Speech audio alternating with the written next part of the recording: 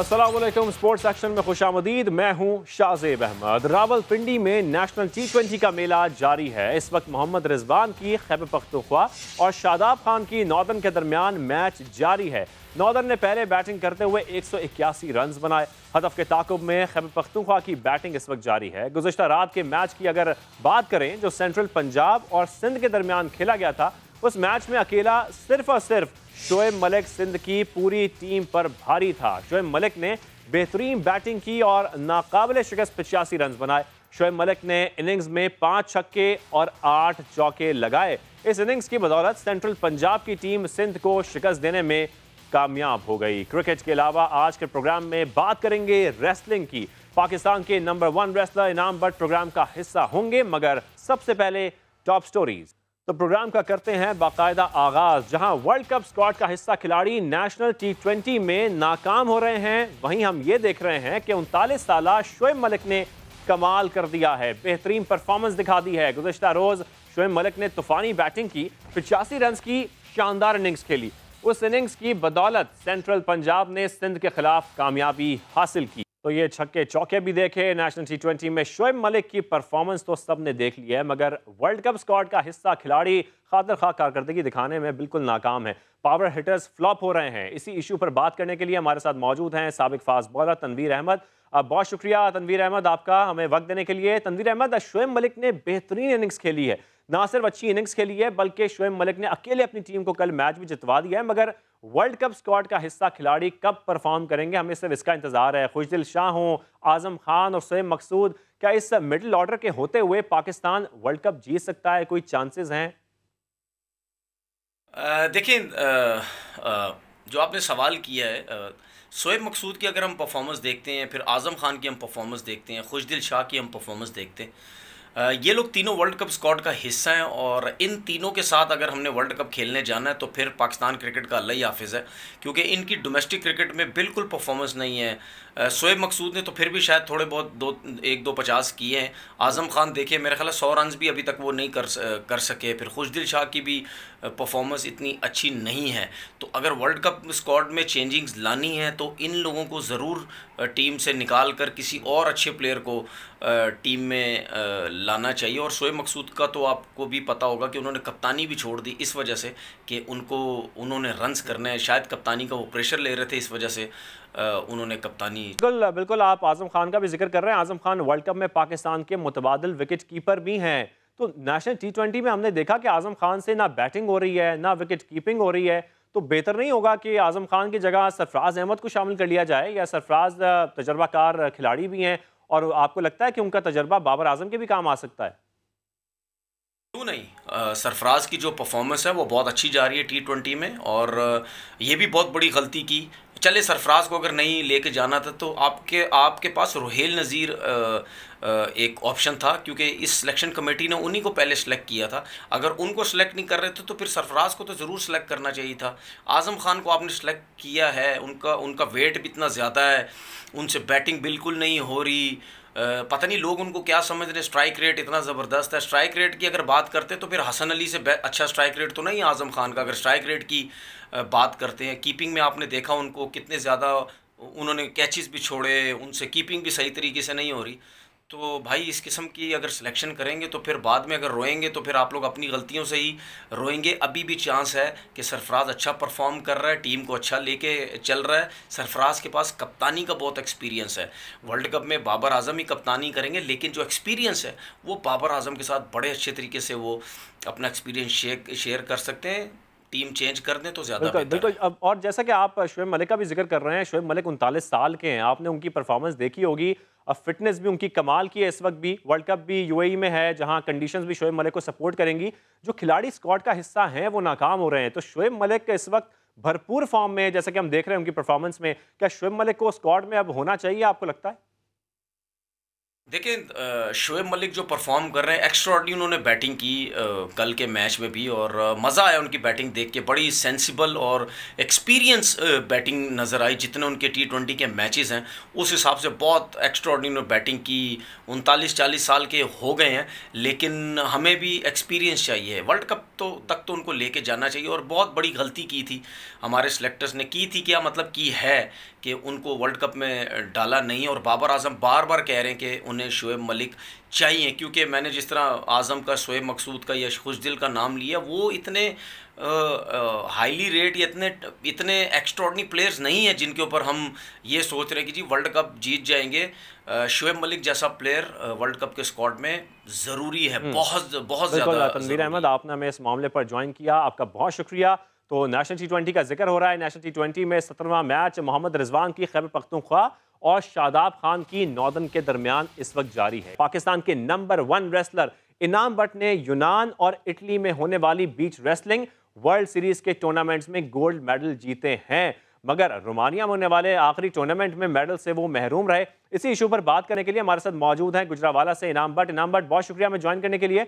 आप इनाम, इटली हो या यूनान, आप ये फतह के झंडे गाड़े, मगर रोमानिया में क्या हुआ है? इस इवेंट की कुछ तफसील बताइए, क्या हुआ है, कैसे हुआ, इवेंट में आपकी पोजीशन क्या थी? बिस्मिल्लाहिर्रहमानिर्रहीम। Thank you so much for having me on your show. अल्हम्दुलिल्लाह जी, अल्लाह ताला के फजलो करम से जो मेरा दौरा यूरोप था बहुत ही शानदार रहा, और अल्हम्दुलिल्लाह मैंने इटली में पाकिस्तान के लिए गोल्ड मेडल जीता, 5 खिलाड़ियों को हराया। उसके बाद यूनान में भी अल्लाह ताला ने मौका दिया और 5 मज़ीद खिलाड़ियों को हरा कर मैंने वर्ल्ड बीच सीरीज़ में 2 गोल्ड मेडल जीत लिए, और बहुत ज़्यादा मैं एक्साइटेड था कि मैं पाकिस्तान के लिए इसकी हैट्रिक मुकम्मल करूँगा, लेकिन रोमानिया में अनफॉर्चुनेटली मुकम्मल नहीं हो सकी।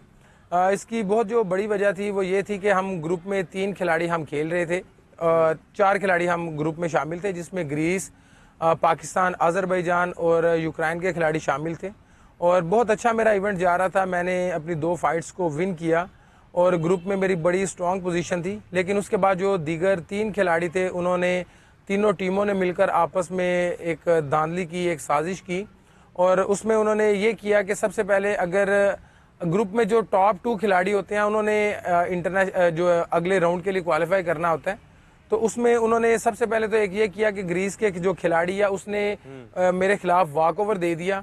मैंने अपने 2 मैचेस जीते थे, एक मैंने लूज़ किया था, और बाकी जो खिलाड़ियाँ उनकी भी तकरीबन सेम सिचुएशन थी, और जो ग्रुप में ग्रीस के जो खिलाड़ी हैं उन्होंने मेरे खिलाफ वॉक ओवर दे दिया। रेसलिंग में इस तरह होता है कि अगर आप किसी खिलाड़ी को कंपटीशन करके हराते हैं तो आपको 3 पॉइंट, टेक्निकल 3 पॉइंट मिलते हैं, और अगर आपके खिलाफ वॉक ओवर दे दिया जाता है तो आपको टेक्निकल 1 पॉइंट मिलता है। आपकी विक्ट्री जरूर मानी जाती है, लेकिन पॉइंट्स टेबल पर आपको 1 पॉइंट मिलता है।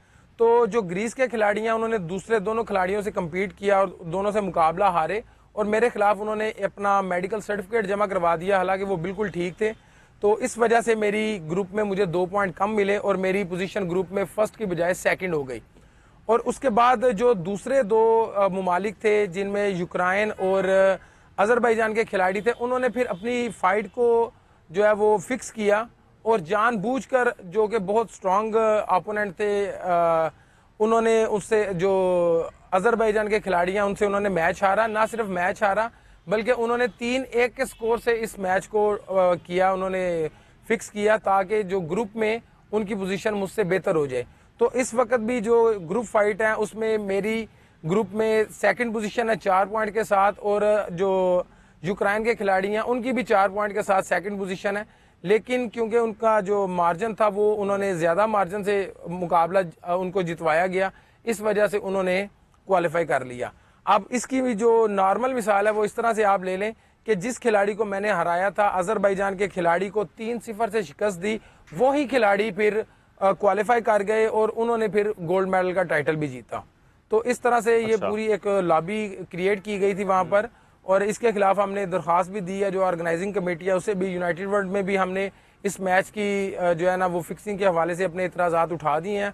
अब इंशाल्लाह उम्मीद है कि जल्दी कोई मस्बत हमें रिजल्ट बिल्कुल इनाम, जैसा कि आप बता रहे हैं कि ये तो नाइंसाफ़ी की गई आपके साथ, तो इस पर आपने आवाज़ बुलंद की है। अब क्या उम्मीद है रोमानिया की जो रेसलिंग फेडरेशन है, ये यूनाइटेड वर्ल्ड रेसलिंग है, उस पर कोई एक्शन ले सकता है अब?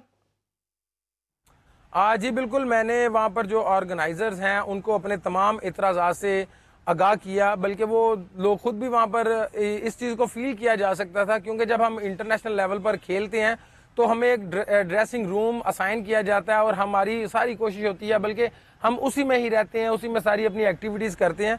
लेकिन उस वक्त जितनी मशकूक हरकत हो रही थी, कभी यूक्रेन के खिलाड़ी ग्रीस के रूम में जा रहे हैं, कभी ग्रीस के कोचेस जो हैं वो अज़रबैजान के रूम में जा रहे हैं और वहाँ पर उनके कोचिज़ का आपस में तबादला ख्याल करना, खिलाड़ियों का मिलना एक दूसरे के साथ, उसके बाद वार्म अप प्रॉपर ना करना और मैच में भी कोई इतनी ज़्यादा कोशिश नज़र नहीं आ रही।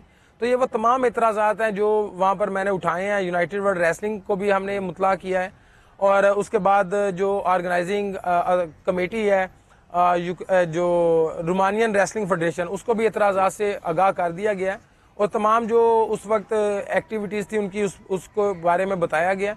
तो हमें पूरी उम्मीद है कि हमें इंसाफ मिलेगा और जो हम कर सकते थे अल्हम्दुलिल्लाह हमने किया।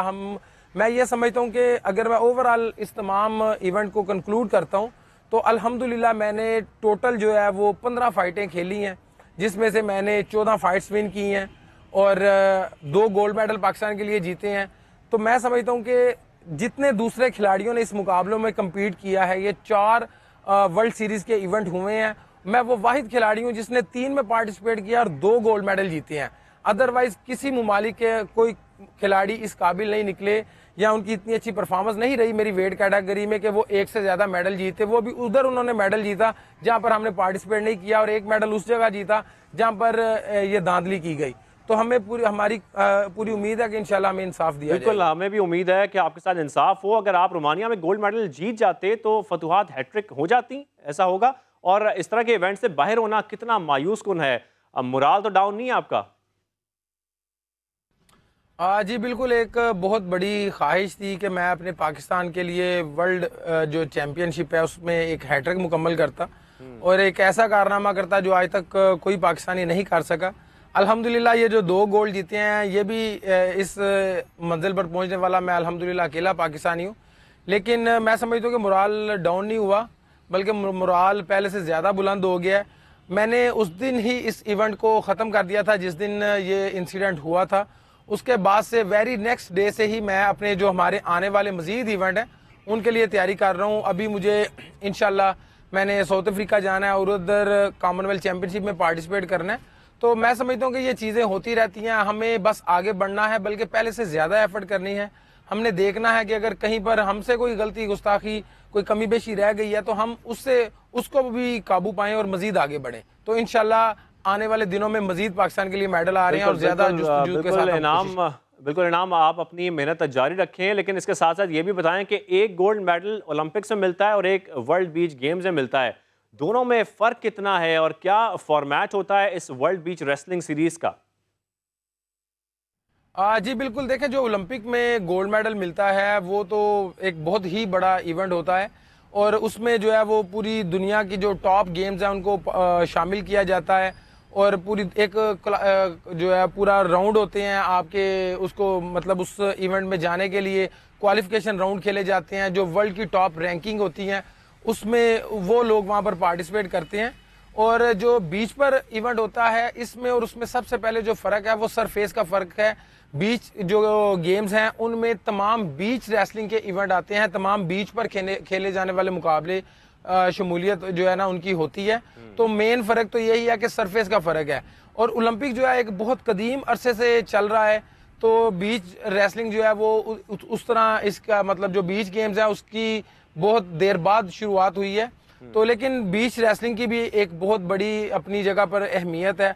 पूरी दुनिया के लोग अब इसमें पार्टिसिपेट कर रहे हैं, पूरी दुनिया के लोग खेल रहे हैं। तो मैं समझता हूँ कि आप किसी भी लेवल पर जब पूरी दुनिया पर आपका परचम लहराया जाता है तो वो बहुत बड़ी एक अचीवमेंट होती है, फिर चाहे बीच रेसलिंग वर्ल्ड चैंपियनशिप हो, बीच गेम्स हो या ओलंपिक गेम्स। अच्छा इनाम, इसके साथ साथ आपसे ये भी जान लेते हैं कि अब हम जैसे कि देख रहे हैं कि रेसलिंग बदल रही है, इस खेल में जिद्दत आ रही है, पहले और आज के मुकाबलों में कितना फ़र्क आप देखते हैं, कितनी जिद्दत आई है? जी बिल्कुल, बहुत तेज़ी के साथ रेसलिंग बदल रही है। और आप के साथ जो हमारा लास्ट प्रोग्राम हुआ था उसमें मैं 106 किलो का था और अभी जो है मैं यहाँ पर 90 किलो का बैठा हूँ। तो ये जिद्दत बहुत तेज़ी के साथ आ रही है माशाल्लाह। और हमें उसी जिद्दत को अपनाना है, क्योंकि जो वर्ल्ड लेवल पर बहुत तेज़ी के साथ चीज़ें चेंज हो रही हैं। तो उसके साथ अगर हम खुद को जो है नहीं चेंज करेंगे तो हम फिर इस लेवल पर नहीं जा सकते। तो अल्हम्दुलिल्लाह जो जदीद रेसलिंग है हम उसमें भी पार्टिसिपेट कर रहे हैं और जो हमारी ट्रेडिशनल हमारी सकाफत है उसको भी हम साथ लेकर चल रहे हैं। तो कोशिश कर रहे हैं कि जितना भी हम इस गेम में सर्व कर सकते हैं वो हम अपनी मदद आपके तहत इसमें सर्व करें। बिल्कुल इनाम, हम देख रहे हैं जिद्दत तो आ रही है, लेकिन कुछ अपने बारे में बताएं, कुछ अपने मुस्तकबिल के बारे में बताएं। आप क्या करने जा रहे हैं, कौन सा इवेंट है अब, और इनाम बट इन एक्शन अब कब नजर आएंगे हम सबको? आज ही इंशाल्लाह विद इन 45 डेज हमारा कॉमनवेल्थ चैंपियनशिप का मुकाबला है जो कि साउथ अफ्रीका में हो रहा है। हम उसमें पार्टिसिपेट करेंगे और उसके बाद एक 2022 है, ये दुनिया के जो बड़े बड़े इवेंट हैं इसमें होने जा रहे हैं। कॉमनवेल्थ गेम्स होने जा रही हैं, उसके अलावा एशियन गेम्स होने जा रही हैं, उसके अलावा इस्लामिक गेम्स का इनकाद भी 2022 में होने जा रहा है। तो इंशाल्लाह मैं समझता हूँ कि अगर हमें हुकूमती सपोर्ट रहे और हम अपनी एक्टिविटी को जारी रखें तो पाकिस्तान को आने वाले कुछ दिनों में, कुछ एक साल के अंदर अंदर बहुत सारे मेडल मिलने वाले हैं। बिल्कुल बिल्कुल बिल्कुल, पाकिस्तान को मजीद कामयाबी मिलेंगी। बीच रेसलिंग में तो आपने बहुत गोल्ड मेडल जीत लिए हैं, अब ओलंपिक्स में आप कब मेडल लेके आ रहे हैं पाकिस्तान के लिए, ये बता दें, क्योंकि पाकिस्तान 29 साल से ओलंपिक्स में मेडल नहीं जीत सका है अब तक।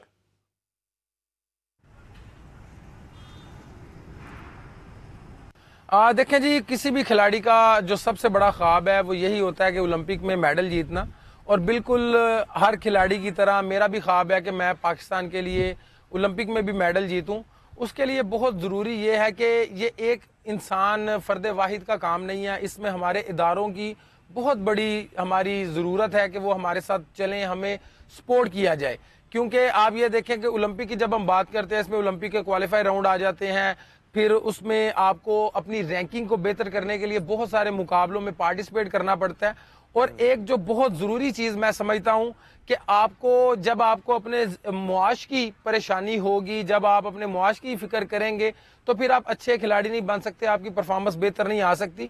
तो इस वक्त मैं आपके साथ लाजमी तौर पर इस प्लेटफॉर्म पर डिस्कस करना चाहूँगा कि वज़ीर आज़म इमरान खान साहब की तरफ से एक लेटर जारी किया गया है जिसमें डिपार्टमेंटल स्पोर्ट को ख़त्म करने की जो है वो कोशिश की जा रही है, बल्कि एक ऑर्डर जारी कर दिया गया है तमाम डिपार्टमेंट्स को कि वो 6 माह के अंदर अंदर तमाम जो है डिपार्टमेंटल स्पोर्ट को ख़त्म कर दें और रीजनल सतह पर एक स्पोर्ट का जो स्ट्रक्चर जो है वो बनाने की कोशिश की जा रही है।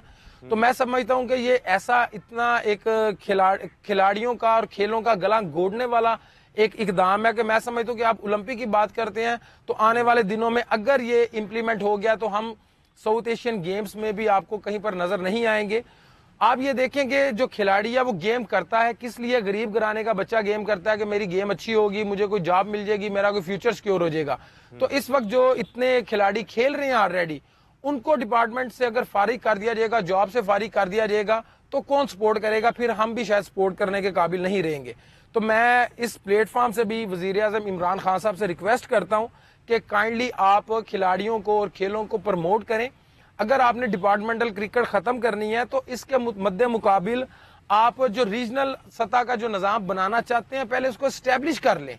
जब वो निज़ाम इस्टेब्लिश होगा तो देन आप स्पोर्ट्स को इन अदारों से और डिपार्टमेंट से खत्म करें। अदरवाइज जो खिलाड़ी ओलंपिक की बात करते हैं, वर्ल्ड की बात करते हैं, वो अपने मुआश के पीछे चले जाएंगे और आपको सपोर्ट नजर नहीं आएगी।